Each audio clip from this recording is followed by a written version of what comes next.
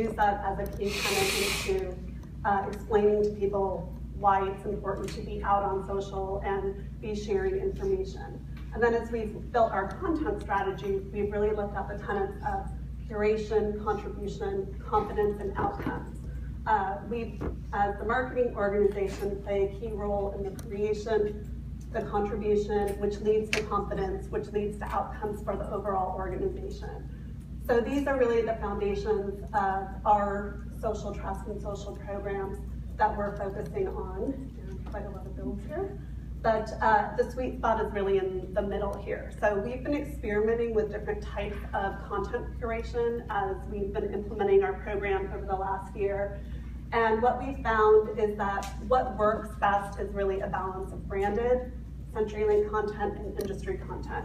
We've gone through different phases where we've really pushed out CenturyLink branded content, and we've gotten feedback immediately, like the news streams are too heavy with CenturyLink. It's going to start to look like spam when I send it out to my audience. Or if we're too heavy on industry content, people are asking, where's the CenturyLink information? Because in addition to sharing CenturyLink news out through their channels, they're also using the news stream as a way to get up to date on what CenturyLink as a business overall is doing. So if you're a seller in co-location, but you're trying to also offer cloud, you can go into the cloud news stream and learn about different offers or a new blog post from the cloud team about cloud features.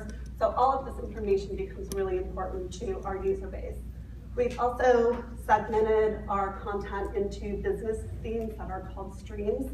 And we've played around with this as we've evolved our program, where first we kind of segregated the news streams. Like if you're in cloud, you only have access to cloud news. If you're in co-location, you only have access to data center or co-location news and information. But we've realized that that really doesn't benefit anyone, because as a user, you can go pick whatever content you want to share and what's of interest to you and your social audience. So we've actually opened that up, and we're doing less segment by groups into the streams and more segment tagging users on the back end by groups. So when it comes to reporting, we can give the teams that we're supporting information, and I'll touch on that a little bit as well. And then we're also looking at industry content that's aligned to all of our business themes. So that has evolved over the last year as our business has evolved as well.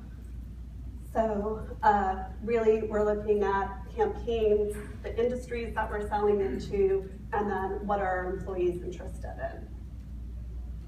So this is just a screenshot. We use Everyone's Social as our tool, and these are some of the news streams that we have. You can see the list has grown from just a couple to now we have streams that we're actually just populating with industry information, such as women in tech or digital transformation, because those are key business themes in the high-tech industry that are important to everyone that's using the tool, but we're not necessarily developing branded content on those topics to share out.